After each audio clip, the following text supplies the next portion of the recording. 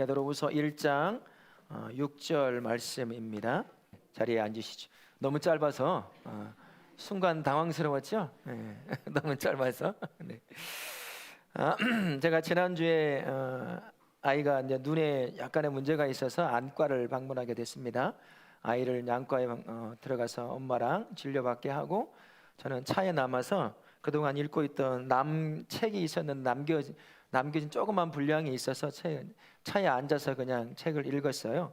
제가 가끔 여러분들에게 최근에 말한 책 제목인데 교회를 떠나는 사람들이라는 제목입니다. 굉장히 얇고 어떤 평가나 그런 걸 내린 것이 아니라 8명의 교회를 떠나는 사람들의 인터뷰를 그대로 책으로 옮겨 놓은 그런 책을 읽었습니다.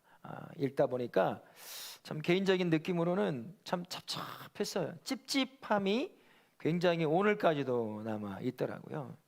왜 이런 선택을 했을까? 그 8명의 사람들이 우리가 흔히 말하는 화려한 신앙의 이력들을 가지고 있던 사람들이었습니다. 모두가 다 모태신앙인이었어요. 그리고 사역에 깊이까지 관여하면서 교회를 섬기기도 하고 선교기관도 섬기기도 했던 사람들인데 어느 날 30년이 지난 후에 20년이 지난 후에 교회를 떠나서 이제 교회라고 하는 공동체 안에 들어가지 못하고 혼자 그냥 신앙생활 같지 않은 신앙생활을 하는 사람들이었죠.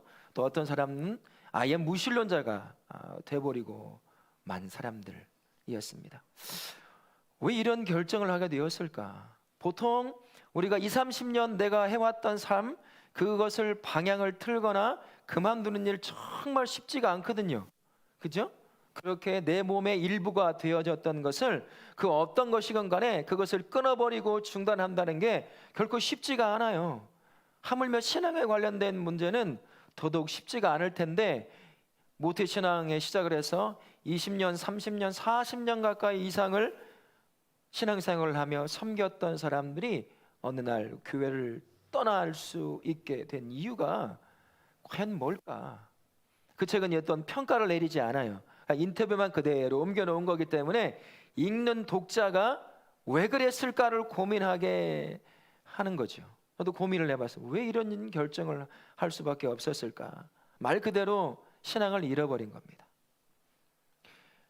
어느 순간부터 교회에서 함께 또는 선교단체에서 훈련을 받고 이렇게 섬기다 보면서 겪게 되는 여러 가지 의문점들이라든지 그 안에서 많은 다양한 문제들이 이 안에 차곡차곡 시간이 흐르면서 쌓여져 가는 거죠. 교회라고 하는 곳에서 일반적으로 알고 믿고 주장하고 그렇게 따라왔던 것들에 대해서 왜 그래야 돼요? 이렇게 하면 안 돼요? 그럴 수 없잖아요. 이해가 안 되는데요?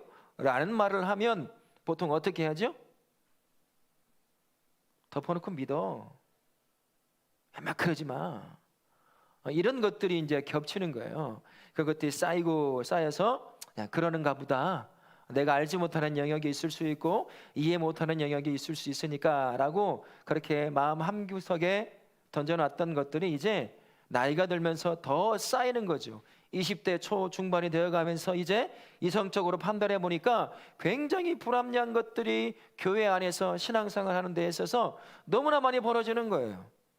그런데 모두가 다 그냥 다 덮고 믿음 생활을 하고 있는 모습들을 보는 거지요. 근데 그것들이 쌓이다가 어느 한순간에 교회를 떠나게 되는 촉발이 일어나기 시작해요. 뭐냐면 교회 안에서 일어나는 갈등입니다. 그게 이제 쌓고 마음 가운데 쌓여져 있던 그것을 마치 불을 지피듯 확 지펴놓는 거예요. 그러면서 이제 교회라고 하는 문 밖으로 탁 뛰쳐나가는 거죠.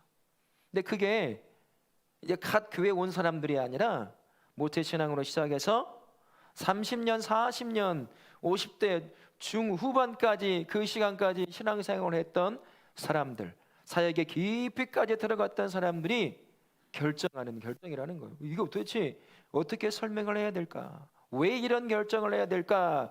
라고 생각해 봤을 때 믿음이 떨어져 나간 겁니다. 왜 믿음이 이들에게서 사라져버릴 수밖에 없었을까? 또 고민하지 않을 수 없잖아요. 왜 그랬을까?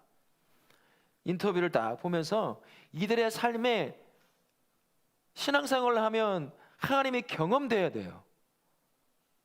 이상한 소리를 듣는다 뭐 그런 것보다도 살아계신 하나님이 나와 동행하며 내 인생을 이끌어간다는 그 삶의 경험들이 가끔씩 일어나야 된다는 거예요.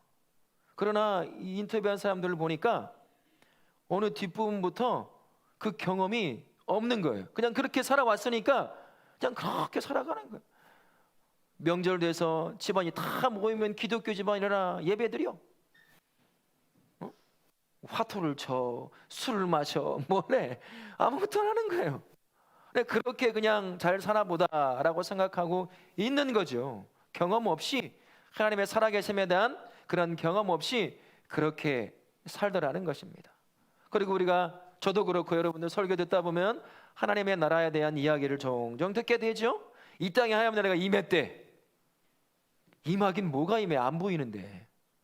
하나님의 나라가 임했으면 그 결과가 있어야 될 거 아니에요. 근데 주변을 한번 보세요. 여전히 악은 득세하는 것 같아요.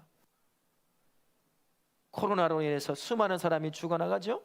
그 이전에는 세월호 같은 것을 통해서 우리의 젊은 아이들이 한 학년이 거의 없어지다시피 그렇게 그냥 배 타고 가다 수학여행 가다 그렇게 죽음을 맞이하는 거예요. 이런 걸 볼 때 진짜 하나님의 나라가 임한 건가? 아니 그랬으면 뭔가 달라지는 게 있어야 될 거 아니에요. 악이 줄어들던 악한 사람이 사라지던 천벌을 받던 이런 일이 발생해야 되는데 그런 것이 경험이 안 되는 거예요. 삶에서 보면. 아니 세상에 악한 사람이 더 잘 살아. 천벌받아야 될 사람이 더 떵떵거리고 살아요. 수많은 사람을 군홧발로 짓밟아 죽게 만들어 놓고서는 그 사람만큼 인생 끝까지 제대로 산 사람이 없어요. 누군지 아실 거예요. 어떻게 이걸 설명하겠는 거예요. 이런 모든 것들이 그나저나 이 안에 쌓여오던 의심, 쌓여오던 의문, 덮어두었던 것들을 마치 총을 쏘듯 탁 건드리는 거죠. 그러니까 교회를 떠나는 거예요. 하나님이 없어. 내 인생에 하나님은 없어. 이런 결정을 하게 되더라는 겁니다. 그러면서 이런 생각이 들었어요. 상황과 상관없이 믿음을 지켜낸다는 게 얼마나 어려운 일인가. 누가복음 18장에 등장하는 비유가 떠올랐습니다. 누가복음 18장 1절부터 8절까지에 보면 불의한 재판관 비유가 나와요. 우리 보통 그걸 기도에 관한 부분으로 이야기를 하고 봤잖아요. 끝까지 그 한 여인이 불의한 재판관에 나가서 괴롭히듯이 그렇게 요청해 하는 것들을 보게 되잖아요. 근데 그것이 꼭 그것만은 아니라는 생각이 들었습니다. 8절에 이렇게 예수님께서 그 비유를 마무리하거든요. 뭐라고 말하냐면 그러나 인자가 올 때 세상에서 믿음을 보겠느냐. 끝까지 그분이 들어줄 걸 믿고 그 앞에 나아가는 그 삶을 통해 기도에 끝까지 기도로 나아가야 된다는 것을 가르쳐 주기도 하지만 끝까지 하나님을 붙잡고 나아갈 수 있는 믿음이 있느냐. 어느 때가 되면 그런 믿음을 가진 사람을 보기가 힘들 때가 있다라는 것이죠. 믿음을 가지고 다시 오실 예수님을 기다리는 사람들 얼마나 볼 수 있겠느냐는 거예요. 내가 죽어 이 몸이 살다가 죽어 영원한 하나님의 나라에 들어갈 그 믿음을 갖고 끝까지 믿음을 지켜낼 사람이 얼마나 있겠느냐. 그런 질문과도 같은 것이었습니다.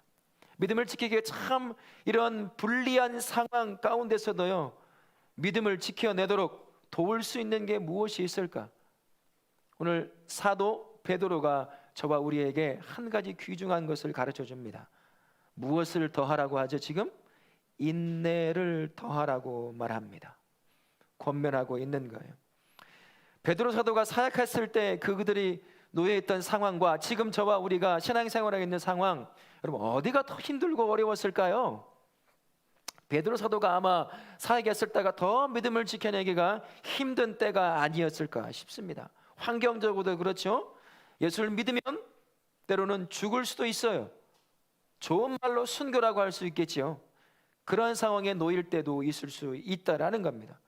적어도 우리보다는 더 어려운 신앙생활, 그런 환경에 놓여 있는 겁니다. 그가 우리에게 전해주는 말이 뭐냐면 인내를 하라는 거예요. 절제 위에 인내를 더하라. 그 권면을 우리에게 가르쳐 주고 있습니다. 그건 그 당시의 사람들을 향한 말이기도 하지만 저와 우리에게도, 우리도 수많은 상황에 놓여 있습니다. 교회를 떠날 수밖에 없는 그 상황에 놓인 사람들도 참 많이 있잖아요. 실제로 코로나를 겪으면서 교회를 떠난 사람이 정말 많습니다. 몸은 이 자리에 와 있다 하더라도 이미 마음은 교회를 떠난 사람도 적지 않게 있어요. 습관을 쫓아 종교인으로 그냥 살아가는, 마음 편하려고 그렇게 살아가는 사람도 교회 안에 정말 많이 있습니다. 그분도 몸은 있지만 마음은 어떤 거예요? 이미 떠난 겁니다. 이런 상황에 사도 베드로가 저와 우리에게 인내를 더하라고 가르쳐줘요. 성경에서 인내라고 하는 헬라어 단어는 우리말로 번역되면 여러 의미를 품게 됩니다. 참아내다라는 것과, 그리고 확고하다라는 것, 그리고 고집스럽다라는 의미를 갖고 있는 게 우리말로 인내라고 번역된 헬라어 단어가 가지고 있는 여러 가지 뜻이에요. 이 여러 가지 뜻을 한번 곰곰이 생각해 보세요. 이 모든 것 밑바탕에 깔려 있는 공통된 것이 있다는 걸 발견할 수가 있지요. 포기하지 않고 붙잡는다 라는 겁니다. 확고함 가운데 고집스럽게 참아내는 것, 뭔가 있으니까 그렇게 하는 것 아니겠어요? 제가 곰곰이 묵상하며 생각해 보니까 두 가지더라고요. 첫 번째는 내가 속해 있는 모든 상황에 선하신 하나님께서 선하신 자신의 방법으로 내가 속한 모든 상황을 통치하시고 인도해 가신다는 믿음을 붙잡아야 한다는 거예요. 흔들죠? 내 상황이 나의 믿음을 흔들어대요. 하나님이 없어 보이게 만듭니다. 그럴 때 여전히 내 눈에 보이지 않고 들려오지 않고 내가 경험되지 않는다 하더라도 여전히 내 상황에 선하신 하나님이 함께 동행하며 내 삶을 통치하고 인도해 가신다는 그 믿음을 붙잡으라는 거죠. 우리는 이걸 전문 신학적 용어로 뭐라고 말하죠? 섭리라고 얘기합니다. 어느 날 이것을 잊어버려요. 놓쳐버립니다. 그래서 상황의 지배를 당하는 거죠. 그러다가 믿음을 떨쳐버리는 일이 생기게 된다는 거예요. 그래서 고집스럽게 확고함 가운데 붙잡아야 할 것이 있다고 한다면 내가 속한 그 어떤 상황이건 그 모든 상황 선하신 하나님의 통치 아래 있음을 이 안에서 의심이 든다 하더라도 그걸 믿는 그 믿음을 붙잡아야 하는 겁니다. 두 번째는요, 나에게 약속된 하나님의 나라, 그 나라를 받게 될 것에 대한 믿음을 붙잡는 거예요. 그래야 고통스럽고 아무것도 아닌 세상에서 어떤 것도 일어나지 않을 것 같은 그러한 세상에서 믿음을 떨쳐버리지 않고 믿음을 지켜낼 수가 있는 겁니다. 약속된 그 나라, 비록 내가 경험하지 못해요. 내 눈에 보이게 내 온몸이 경험하도록 하나님의 나라가 어떻게 임해 있는지 경험하지 못할 수도 있습니다. 그럼에도 불구하고 하나님이 약속하신 그 나라를 받게 될 것에 대한 믿음을 붙잡는 거예요. 그 붙잡는 믿음이 결국 나로 하여금 지금의 상황, 내가 속해 있는 상황을 견뎌내는 인내를 갖게 만든다라는 거죠. 여기 있는 우리 모든 성도님들, 선하신 하나님께서 여러분의 모든 삶을 선하게 통치해 가신다는 사실을 믿고 그 믿음을 붙잡으실 수 있기를 바랍니다. 여러분에게 약속한 그 영원한 하나님의 나라 곧 받게 될 거라는 사실도 믿음으로 붙잡으실 수 있기를 바랍니다. 성도가요, 이런 두 가지를 고집스럽게 붙잡게 되면 내가 속해 있는 상황이 어떤 상황이건 때로는 흔들리기도 하고 의심스럽기도 하고 좌절스러운 상황을 만나기도 하지만 그럼에도 불구하고 믿음을 놓지 않을 수가 있어요. 우리가 만나는 상황이 어떻습니까? 때로는 고난을 만나죠. 그죠? 물질의 고난을 만날 때가 있어요. 죽으라고 열심히 살아보지만 돈이라고 하는 게 돌고 돌아서 돈인지 참 손에 있다가도 없어져요. 그죠? 그것 때문에 때로는 목숨을 스스로 끊기도 하고 누군가의 목숨을 끊어내기도 하고 하는 것, 그게 결코 만만히 볼 수 없는 물질의 고난이라고 할 수가 있습니다. 여러분, 육신의 질병은 어떤가요? 질병 하나 안 갖고 있는 분 계셔요? 저도 지금 몸에 신호가 오고 있어요. 2022년 5월 달에 노안이 한순간에 오더니 지금은 못 봐요. 아까도 먹고, 아까도 주부할 때 이렇게 먹어본 거 보시죠? 이제 무릎으로 왔어요. 오른쪽 무릎에, 무릎을 잘 보호한다는 이 찍찍이를 붙이고 있어요. 지금 이 안에. 오래 1시간 서 있는 게 너무 다리가 아파가지고 몸에 문제가 와요. 고통스럽죠. 여기 제가 아시는 분들도 참 이런저런 질병에 시달리는 분도 계십니다. 그것이 해결되고 치료되면 너무나 좋겠지만 어떤가요? 한 곳이 해결되고 치료되면 또 다른 곳이 아파요.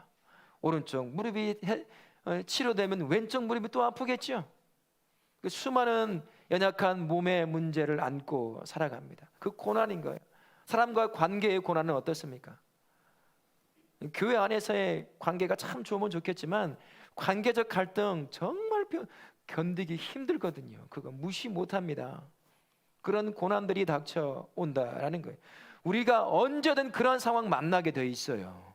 언제는 안 만났습니까? 오늘 끝나고 집에 가다가도 만날 수 있고요. 직장에 가서 매일같이 부딪히는 게 이런 고난과 같은 만남일 수도 있다는 겁니다. 때로는 말 그대로 핍박을 당할 수 있어요. 내가 예수님을 믿는다는 그 이유 하나만 가지고도 의도적으로 공격을 당할 수가 있다는 겁니다. 진급에서 누락되기도 하죠. 월급에 깎이기도 하죠. 직장을 잃을 수도 있어요. 그런 일이 지금도 일어납니다. 그런 핍박의 상황을 언제든 우리도 만날 수가 있어요. 열심히 기도해요. 열심히 섬깁니다.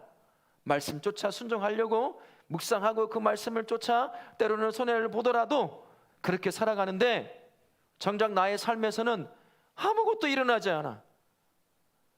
보통 우리가 사람들 관계에서 살아가다 보면 내가 잘하면 누군가라도 칭찬이라도 하잖아요. 칭찬 받아보셨죠? 근데 내가 하나님을 향해서 열심을 가지고 말씀을 붙잡고 기도하고 섬겨 살아가요. 근데 하나님 나를 칭찬하면서 내 인생에 필요한 것들을 그때 채워주시거나 뭔가 경험하게 해주시면 좋겠는데 아무것도 일어나지 않는 상황을 어쩌면 지난 한 주간 매일같이 만나고 지금 이 자리에 오신 분도 계실지도 모르겠습니다. 하나님의 나라가 임해서 나로 하여금 새로운 시대를, 새로운 환경을 경험하게 만들어지면 좋은데 아무것도 일어나지 않는 그 상황을 내가 또 직면해야 돼요. 우리가 만나는 것이 바로 그런 겁니다. 매일같이 어쩌면 순간순간마다 내가 원하지 않는 이런 많은 현상들과 상황들을 맞닥뜨려야 하는 게 우리가 살아가는 삶의 모습이라는 거예요. 누가 그런 상황을 만나고 싶겠습니까? 피할 수 없는 상황이잖아요. 이런 상황 가운데서 믿음에서 떠나지 않고 믿음을 지켜낼 수 있게 하는 것, 그게 인내라고 하는 겁니다.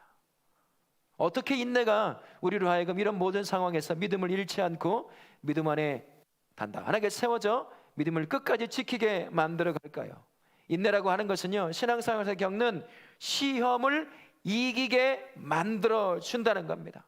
현대사회만큼 신앙을 지켜내기가 점점점 어려워지는 때는 없었습니다. 핍박이 오고 이러면 그렇구나라고 얘기를 할 수 있겠지만 지금은요, 세상적인 가치관과 신앙적 가치관의 충돌이 굉장히 많이 일어나요. 그전에는 덮어놓고 믿고 이렇게 믿고 저렇게 믿어서 그런 것과 상관없이 살아갔으면 별 문제가 없던 시대가 있었다고 한다면 지금은 다릅니다. 지금은 이런 가치관이 너무나 많이 부딪혀요. 그때는 참 먹고 살기 힘들고 이런저런 어려움이 있었기 때문에 한 곳만 바라보고 가다 보니 그걸 생각할 겨를이 별로 없었거든요. 다른 환경을 바라볼 수 있는. 그러나 지금은 어떻습니까? 좀 솔직히 이야기하면 우리 먹고 살만 하잖아요. 비행기 타고 한 3시간만 타고 날아가 보세요. 우리가 얼마나 좋은 땅에서 살고 있는지, 얼마나 풍요롭게 먹고 그렇게 살고 있는지 금방 금방 알 수가 있어요. 이렇게 풍요롭게 살다 보니까 이제 눈이, 마음이 그전에는 생각하지 않았던 것에 대해 돌아가기 시작하는 거예요. 그러다 보니까 다양한 생각들이 일어나기 시작하는 거죠. 나보다 예수님이 없는 사람, 그 사람이 나보다 더 잘 사는 것 같아 보인다는 거예요. 내가 하나님을 향하여 열심을 내면 내 삶의 친히 역사에서, 야, 내가 너를 보니까 하나님이 살아있는 것 같아 보인다, 내가 교회 가야지 라고 하는 그러한 삶의 실제적인 경험들이 일어나면 좋겠는데 일어나지 않는 겁니다. 대신에 예수님이 없는 사람들, 악을 저지르는 사람들이 나보다 더 잘 살아가고 있는 것처럼 보일 때가 있어요. 여러분, 그때 시험 안 들던가요? 저는 시험이 되더라고요. 열심히 목회자로 열심히 신앙을 붙들고 말씀을 쫓아 살면 내 삶에, 내 자식에게, 내가 섬기는 교회 안에 기대하지도 않았던 놀라운 역사들이 막 일어나고 이래야 될 것 같은데 일어나지 않아. 심지어 악하고 이런 사람들이 더 잘 살아요. 좋은 집에 누가 더 많이 살까요? 예수 믿는 사람이 더 많이 살까요? 예수 없는 사람이 더 많이 살까요? 안 세어봐서 모르죠. 예수 없는 사람이 더 잘 살아요. 더 행복하고 더 기쁘고 더 즐겁게 살아가는 모습 저는 보일 때가 있다는 겁니다.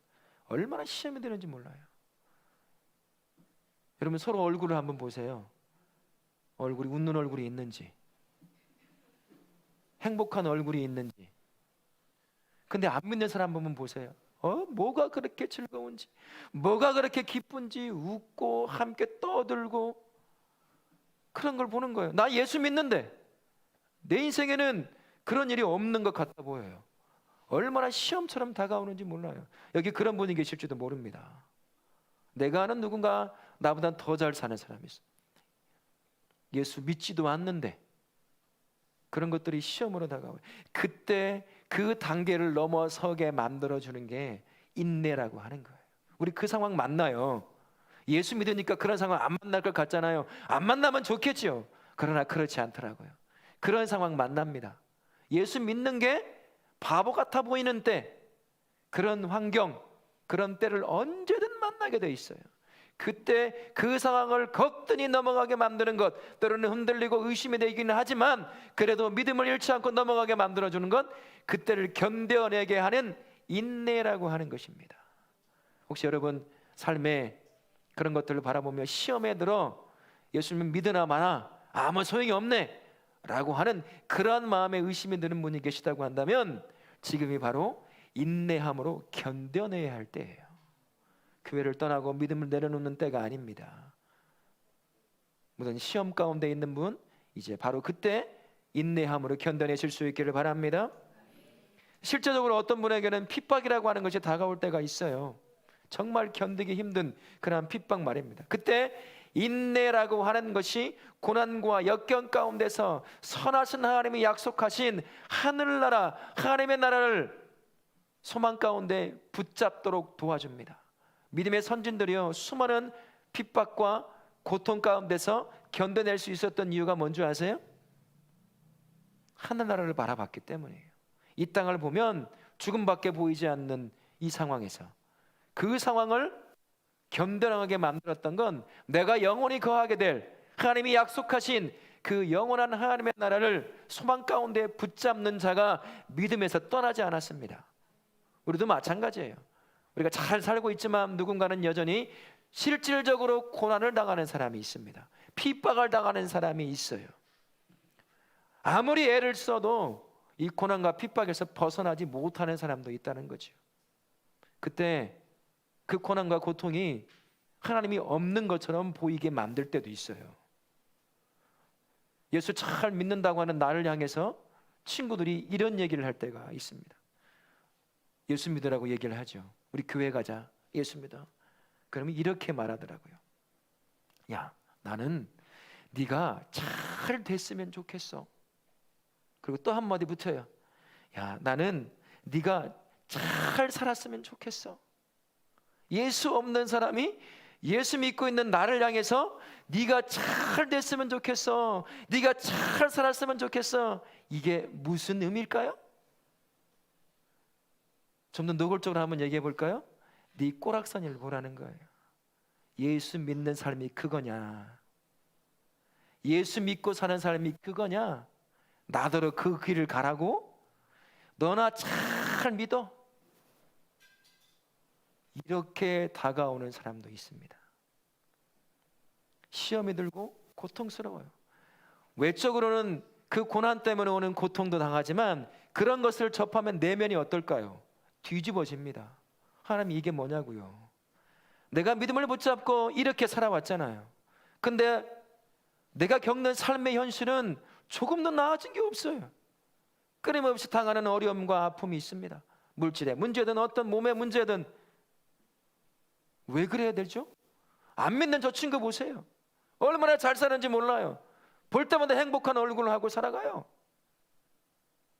고통스럽죠. 그런 때를 만나요. 성도가 살다 보면, 믿음의 생활을 하다 보면 그런 때 만납니다. 지금 그런 분 만나는, 그런 때를 만난 분 계십니까? 지금이 바로 인내할 때라는 거예요. 이건 넘어가게 되어 있어요. 참아내야 됩니다. 견뎌내야 되는 거죠.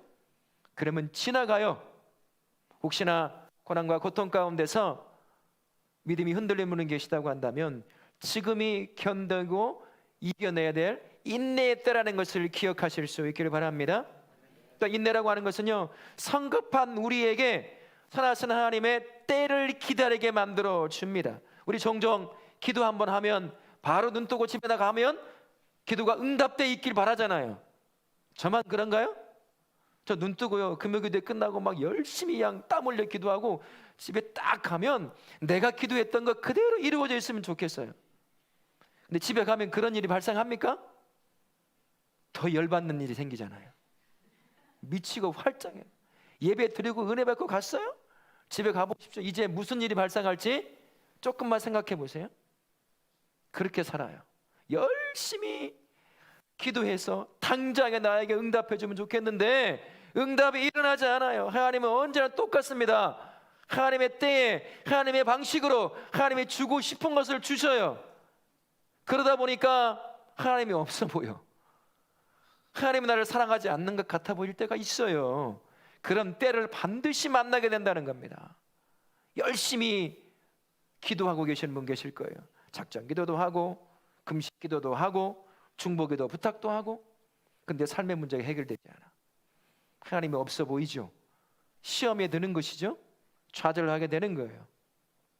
그때가 바로 그 답답한 시기가 인내함으로 견뎌 나가야 될 때라는 겁니다.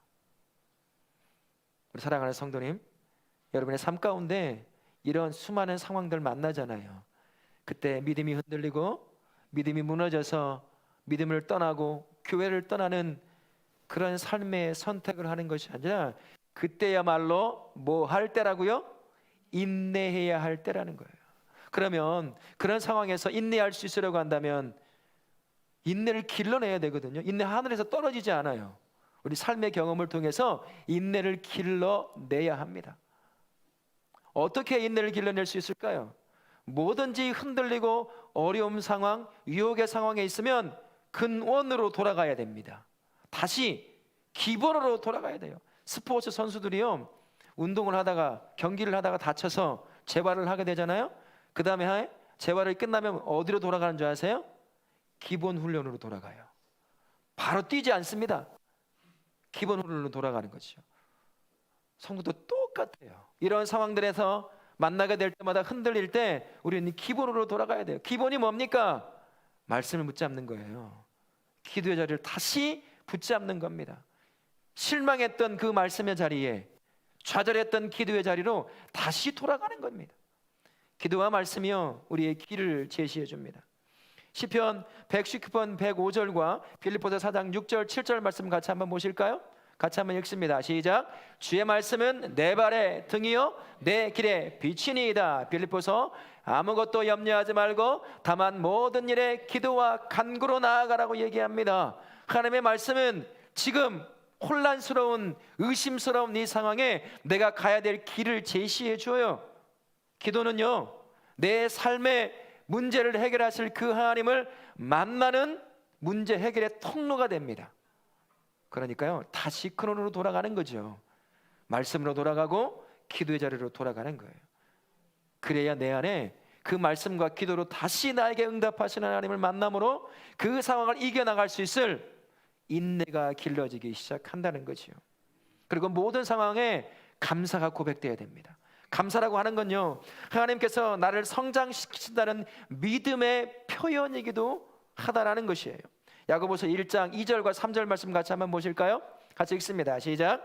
내 형제들아, 너희가 여러 가지 시험을만 당하거든 온전히 기쁘게 여기라. 이는 너희 믿음의 시련이 인내를 만들어내는 줄 너희가 알미라. 내가 원하는 환경이 아닐 수 있습니다. 내가 원하는 것이 아닐 수가 있어요. 그때마다 불평하고 원망한다고 생각해 보세요. 믿음 못 지켜내요. 그때마다 비록 이 안에서 올라오는 건 원망이요 불평이지만 내 언어로, 내 입으로 감사를 고백할 때 그 불평이 사라지기 시작합니다. 감사하는 마음은 낙심을 붙잡아줘요. 하나님을 신뢰하게 합니다. 결국 인내의 열매를 맺게 만들어주는 거예요. 저는 한 주간 여러분들 입에서 감사가 얼마나 고백되었습니까? 주어진 상황에 그렇게 살거나 원망하며 살진 않으셨습니까? 여러분의 입에서 감사가 모든 상황, 어떤 상황에 놓인다 하더라도 신실하시고 선하신 하나님이 그 상황까지도 통제하시고 통치하시고 인도하신다는 그 믿음 가운데 여러분의 입을 통해서 감사를 고백하실 수 있는 우리 성도님들 되시기를 바라겠습니다. 그럼 마지막으로 하나 더 말씀드리면 끝까지 소망을 갖는 거예요. 우리가 끝까지 소망을 가져야 할 것이 뭐가 있습니까? 나에게 약속된 하나님의 나라, 그 하나님의 때가 곧 온다는 거예요. 크게는 이 땅에 이미 임한 하나님의 나라가 이 땅에 오기도 하겠지만 날 향해 계획해 놓으신 내가 기다리고 기다리던 나의 인생을 향한 하나님의 때도 곧 온다는 거죠. 내 시간 테이블에 맞춰 오시지는 않지만 하나님의 방식과 하나님의 때를 쫓아서 오긴 하지만 그때는 반드시 온다는 거예요. 선하신 하나님에 대한, 그리고 하나님의 나라에 대한, 그리고 하나님의 때에 대한 그 소망을 붙잡아야 한다는 거죠. 그 과정이 나로 하여금 내가 놓이게 될 어떤 상황에 놓여도 믿음에서 떠나지 않는 단단한 믿음을 갖게 만들어 주는 겁니다. 모든 상황에 인내하게 만들어 준다라는 거죠. 야고보서 1장 12절에 이렇게 야고보 사도가 우리에게 이야기합니다. 같이 한번 읽겠습니다. 시험을 참는 자는 복이 있나니 이는 시련을 견디어 낸 자가 주께서 자기를 사랑하는 자들에게 약속하신 생명의 면류관을 얻을 것임이라. 우리에게는 이미 약속된 생명의 면류관이 있어요. 누가 그것을 차지하고 갈까요? 40년 정말 헌신적으로 믿어도요, 우리가 만나는 이런저런 상황에 인내함으로 견뎌서 넘어가지 않으면 40년 신앙생활, 50년 신앙생활 한순간에 물거품이 돼요. 하나님은 우리를 놓지 않습니다. 하지만 내가 놓아요. 비참한 인생 되는 거예요. 차라리 처음부터 하나님을 몰랐으면 이 땅의 즐거움을 누리며 살겠죠. 얼마나 안타깝습니까? 그러니까 찝찝한 거, 답답함이 나오는 거죠. 우리 안에 있는 함께 신앙생활하고 교회를 세워가는 우리 다우르교회 성도동에도 그런 분이 계시지는 않을까? 어떻게 해야 될까? 겉모습은 잘 예수 믿는 것처럼 주일날 빠지지 않고 예배를 드리고 있지만 속 내면은 이미 예수님을 떠난 사람, 이미 교회를 떠난 사람은 있지 않을까? 여러분, 인내가 필요합니다. 지금처럼 수많은 가치관들이 충돌하는 이 시기에 믿음이 이기고 하나님의 말씀이 이기는 상황들이 자꾸 경험하면 좋겠는데 그러지 못할 때가 너무 많아요. 그러다 보면 시험에 들기도 하고 좌절하기도 하고 무너지기도 합니다. 그러면서 하나님이 없다, 믿음이 가짜인 것처럼 보일 때가 온다는 거예요. 근데 그때는요, 인내할 때예요. 그 과정 넘어갑니다. 견뎌내야 되죠. 그래서 사도 베드로가 저와 우리에게 인내 더하라. 너의 인생에 또 만나게 될 내가 원치 않는 상황들이 있는데 그때 무너지지 않고 믿음을 지켜낼 수 있고 믿음의 경주를 끝마칠 수 있는 사람은 인내하는 사람이라는 것을 말씀해주고 있습니다. 말씀 앞에 기도자들을 사모하며 인내를 길러내실 수 있기를 바랍니다. 끝까지 하나님의 통치하심을 믿는 그 믿음 가운데 언제나 모든 상황 가운데 감사를 고백하심으로 여러분 인내를 길러내실 수 있기를 바랍니다. 그리고 끝까지 내가 약속받은 그 나라, 내 눈에 보이지 않고 내가 지금 당장 경험하지 못한다 하더라도 그 약속된 그 나라는 이미 이 땅에 와 있어요. 내가 받게 될 겁니다. 그 나라에 대한 소망, 그리고 내 인생을 향한 하나님의 때가 곧 온다라는 것을 기억하시고 그 소망 가운데 모든 상황을 인내하실 수 있는, 그리고 믿음을 지켜내고 결국에는 믿음의 경주를 완주하시는 우리 다우라교회 모든 성도님을 되실 수 있기를 예수님의 이름으로 축원합니다. 아멘.